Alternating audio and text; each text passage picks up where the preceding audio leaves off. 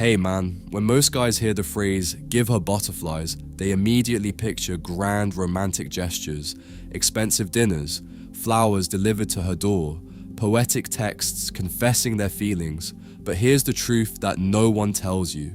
Those things might make her smile, they might even make her say thank you, but they rarely make her feel. Real butterflies, the kind that keep her awake at night thinking about you, the kind that make her stomach flip when your name appears on her phone, aren't triggered by predictable romance.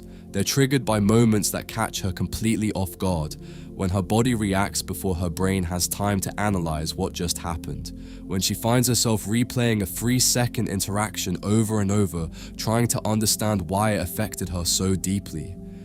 These moments don't require manipulation, they don't require money, they don't require you to become someone you're not. They come from a deep understanding of how female psychology actually works, not from trying to buy her emotions with effort. So let me show you 10 innocent ways to create these moments. Ways that are so subtle, so natural, that she won't even realize what's happening until she's already feeling it. The first way is controlled attention. This isn't about ignoring her, and it's not about smothering her with constant validation. It's the art of giving her a burst of complete, undivided focus, then pulling it away before she fully expects it. Here's what this looks like. You're at a social gathering. You've barely acknowledged her all evening. Then, from across the room, you lock eyes with her. Direct, steady. 3 full seconds of piercing eye contact. No smile, no wave, no smirk, just that calm acknowledgement that says, I see you, without demanding anything in return. Then you look away, back to your conversation, back to your world. That small burst of awareness will linger in her chest longer than any compliment ever could, because it was rare, it was specific, and it was given by choice, not obligation. Most men give their attention freely, desperately, hoping it will be reciprocated. But when attention is scarce and deliberate, it becomes valuable. The second way is micro-teasing. This isn't about insults or disrespect. It's about playfully challenging her in ways that show you're not intimidated by her beauty or her charm. If she mentions a skill she has, you respond with calm skepticism. Prove it. I don't believe you. If she's dressed up, you might say, so this is your attempt at impressing me? Not bad. The key is delivery, light, grounded, a hint of a smile, but no over-the-top performance. You're not trying to be funny, you're just not taking her too seriously.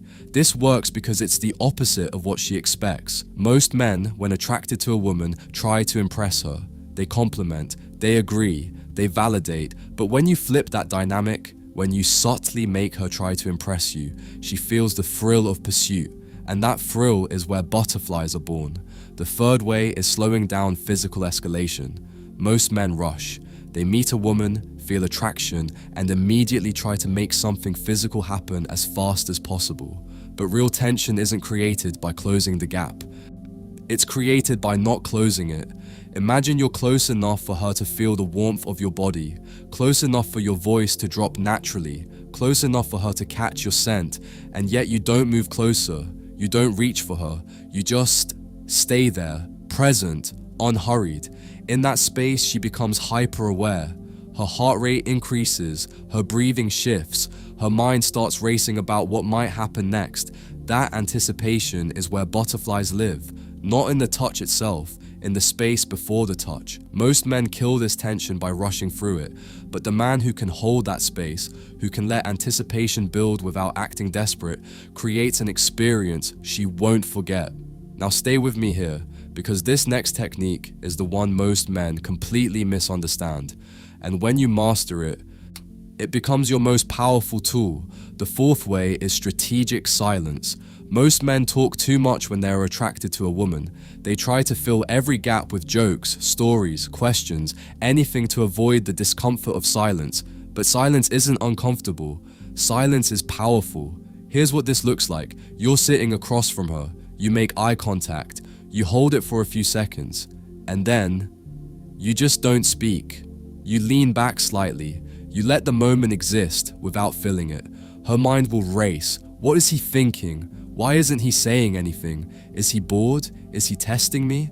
That swirl of uncertainty, paired with your calm demeanor, creates an irresistible emotional pull.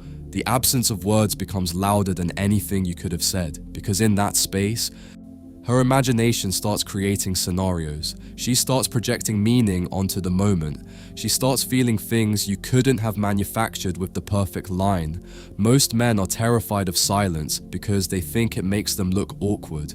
But the man who can sit in silence with total comfort demonstrates something rare, unshakable presence. The fifth way is unplanned, subtle touch. I'm not talking about anything overt or aggressive. This is about moments that feel almost accidental. The brush of your hand against hers when you're both reaching for something. Your fingers grazing her lower back as you guide her through a doorway. Your knee bumping hers when you shift in your seat. These moments aren't about claiming her. They're about letting her body register your presence without any fanfare. Touch, when subtle and brief, bypasses the analytical part of her mind entirely. It goes straight to the part that feels. The key is that it happens with zero neediness, like it was natural, like your presence is so comfortable, so self-assured, that physical proximity is simply an extension of who you are. Most men either avoid touch entirely out of fear, or they overdo it out of desperation. The man who touches casually, briefly, without agenda, he creates sparks she can't explain. The sixth way is conversational cliffhangers. This is the art of starting to tell her something intriguing, then intentionally leaving it unfinished. You might say, "Something happened to me last week that you'd actually find really interesting." Then you pause. You get distracted by something. You let the moment pass without finishing. That incomplete thought plants itself in her mind like an itch she can't scratch. The next time you talk, she'll remember. She'll ask.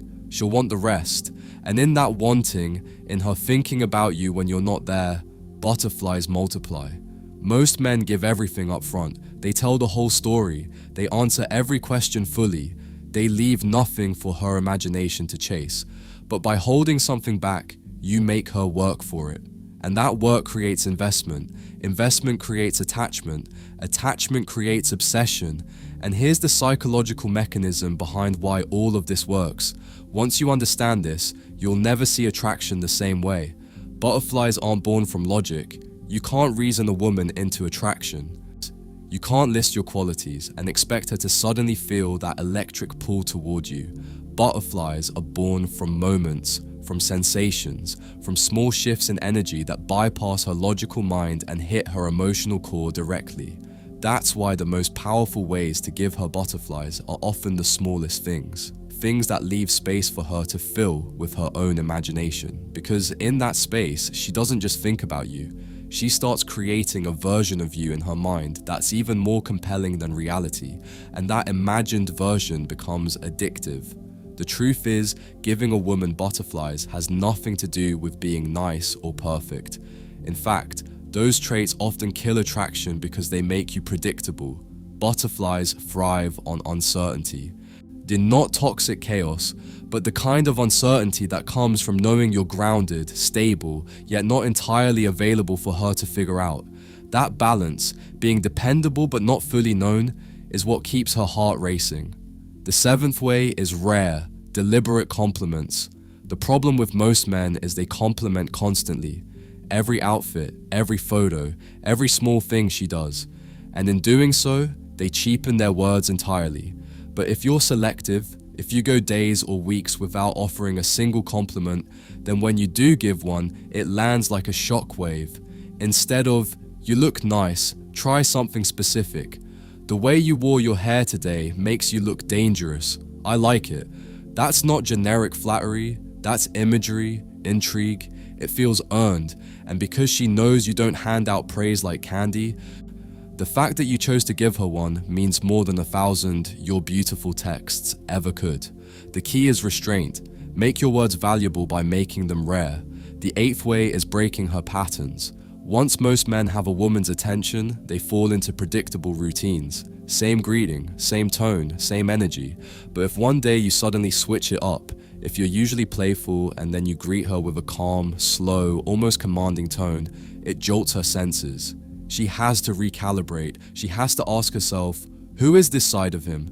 That unpredictability is intoxicating because it reminds her that she hasn't fully figured you out, and the man she can't fully figure out is a man who stays in her thoughts day and night. Consistency is comfortable, but comfort doesn't create butterflies.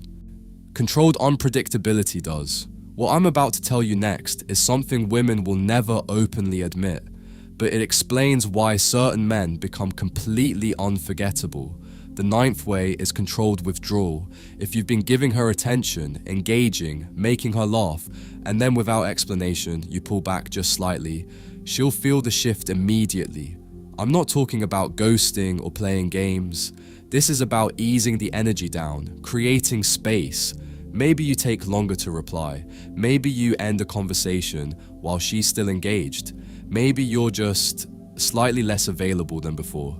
This makes her feel the absence of your presence, and that absence hits harder because it comes after she's tasted your full attention. It's like pulling a blanket away on a cold night. It makes her appreciate the warmth you brought, and it compels her to reach for it again. Most men are terrified of pulling back because they think she'll lose interest, but the opposite is true. Controlled withdrawal creates craving. The 10th way is selective vulnerability. This isn't about dumping your trauma or oversharing your history. It's about letting her feel like she has access to a part of you the rest of the world doesn't see. You lower your voice mid-conversation and say something like, "Most people don't know this about me, but..." Then you share something intriguing, mysterious, maybe even a little surprising. Nothing too heavy, just enough to make her feel chosen. The psychology is simple. When someone feels trusted with something special, their mind assigns more value to the person sharing it. And when it comes from a man who otherwise carries himself as strong, grounded, and reserved, that contrast hits different. It's the paradox of being both unshakable and selectively open that plants butterflies deep in her stomach. And this is the difference between the man she remembers forever and the man she forgets the moment someone else comes along. Here's what most men get wrong about all of this. They think creating these moments is about getting her, about manipulating her into liking them, about using techniques to extract a reaction. But the real power behind these innocent moments is that they're authentic expressions of your masculine frame. You're not doing them because you want something from her. You're doing them because that's simply who you are. Women are experts at detecting when a man's actions are motivated by neediness or hidden agendas, but when you give her a look, a touch, a pause, or a tease simply because you feel like it, not because you're fishing for validation, she can't help but feel it more deeply. The lack of expectation in your actions is what makes them magnetic. The other thing to understand is that butterflies aren't about doing more, they're about doing less, with precision, intent, and perfect timing. Most men overplay their hand. They think, if one of these moments worked, imagine if I gave her 20 in a row. But that's like trying to force a plant to grow by drowning it in water. It doesn't work. The power lies in the spacing, the rhythm between moments, the pauses, the unpredictability. If she can predict every move you'll make, the tension dies, and with it, the butterflies. Here's the brutal truth that ties everything together. The man who gives her butterflies will almost always have more impact than the man who gives her stability without passion. She may choose stability on paper. She may settle down with the safe guy eventually, but the memory of the man who made her pulse race will never leave her. This is why women sometimes sabotage perfect relationships, because perfect is predictable, and predictable is the enemy of desire. You have to decide, are you going to be the one she remembers, or the one she forgets the moment someone with a little more fire comes along? The men who master this understand something most never figure out. Women don't just want to feel good around you, they want to feel something, anything. That's why they're drawn to men who create emotional movement, a teasing comment followed by warmth, a sudden shift from playful to serious, a brief withdrawal after a moment of closeness. These are micro contrasts, and they make her nervous system light up. When you understand this, you stop trying to be constantly agreeable. You start understanding that space, contrast, and unpredictability are the real aphrodisiacs. So if you want to give a woman butterflies in a way that makes her crave you, remember this: it's not about grand gestures. It's not about expensive dates, and it's definitely not about constant reassurance. It's about small, intentional moments that let her feel the spark without smothering her in it. It's about living in your masculine frame so fully that every interaction carries authenticity, presence, and just enough unpredictability to keep her wondering, because the man who can make a woman feel deeply while still keeping her guessing is the man she will never fully get over. And once you understand that truth, you'll never again waste your time trying to impress her, because you'll know the secret. In the game of attraction, less done right will always be more.